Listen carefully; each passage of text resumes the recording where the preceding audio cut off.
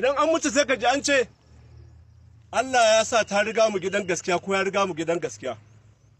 Wani abu da zan gaya muku, baiwa Allah yanzu a rufe ta a wannan guri. Tana kallon mu yanzu a nan gurin. Ruhin ta yana nan a tsakaninmu. Da zaran za mu taka mu bar nan gurin za a mai da ruhin jikinta. Duk ɗan adam haka yake. In ya mutu yana nan tare da mu, ruhinsa yana tare da mu a cikinmu. Tana kallon mu yanzu haka mu ne ba za mu ganta ba. Takun da muke tana ji. A cikin ramin za ka yi ƙoƙari ka yunƙuro. Amma sai ka ji wani abu ya danne ka. Wannan guri yana da ƙofa guda uku. Ƙofar farko ita ce da za ka shiga, akwai dama akwai hagu. Mu kwana da sanin wannan. Ka taɓa tambayar kanka wannan guri ya zai kasance a ran da abin zai zo ya same kai karan kanka idan za kwanta a wannan guri? Ba fa za mu tabbata ba. Ka rasa babanka, ka rasa kakanka, ka rasa matarka, ka rasa 'ya'yan, ka rasa 'yan uwanka. Amma ayyukanmu na sharri sun yi yawa.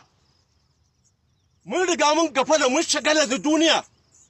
Ba ma duba wannan makomar. Wani ma daga nan ya tafi ya manta. A makabarta sai ka je na ciro mun account. A makabarta sai ka je na ya kazan nan. Baya tunanin wannan gurin da zai zo ya kwanta. Mu je mu gyara ayyukanmu. Ka shagala da kanka. Lokaci ne na shagala da kai. Lokaci ne da ya kamata mu gudu da imani. Kullum muna gaya muku cewa duniyar nan ta ƙare ne. Wallahi ta ƙare. Ba wani wanda zai tabbata a wannan duniya da kuke gani. Wayannan bayan Allah da muke ta kasu da mun zo nan tare da su. Sun ji me muka ce. Yau kuma suna kwance a wannan gurin. Yau mu kenan luwaɗi, maɗugo, cututtuka kala-kala gashi nan ba abin da ba ma yi. Saboda haka ba gwamnati ba ne, a'a mu ne gwamnatin. Halayenmu ne, Allah ya jarabce mu da halin da muka zanci kanmu a yau. Saboda haka mu je mu gyara. Kowa ya je cikin ɗakinsa ya kwanta ya tuna da cewa wata zai dawo wannan gurin ya zo ya kwanta. Wannan la shakka sai an yi haka, ko baka ce insha Allah ba. Mutuwan nan dole ce. Amma muna tafiya ta al'ashwa, tafiyar makauniyar taguwa, ba ma sanin inda muke ɗora ƙafofinmu. Tunaninka kullum a kaina, tunanina kullum a kanka na babu gaira babu dalili. Lokaci ne na gudu da imani, wannan ita ce kalmar da nake so mu riƙe. Mu je mu gudu da imaninmu.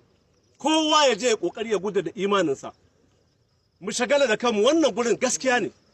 Kuma kowa yana nan tafe zai zo wannan guri, zai kuma zo ya kwanta a wannan guri. Amma ka tambayi kanka, idan yanzu kai ne aka ka wannan gurin ko ni, to ya makoma take a cikin wannan gurin da kake a kwance? Ka je ka gyara tsakaninka da Ubangiji.